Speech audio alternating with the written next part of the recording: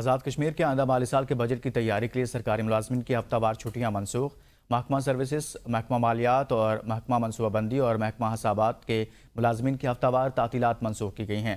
دفاتر ہفتہ اور اتوار کو بھی کھلے رہیں گے۔ اس حوالے سے آپ کو آگاہ کر رہے ہیں کہ آزاد کشمیر کے بجٹ کو سامنے رکھتے ہوئے چھٹیاں منسوخ کی گئی ہیں۔ مزید تفصیلات جانتے ہیں نمائندہ ABN نیوز حمزہ کاٹل سے۔ جی حمزہ، آگاہ کیجیے گا۔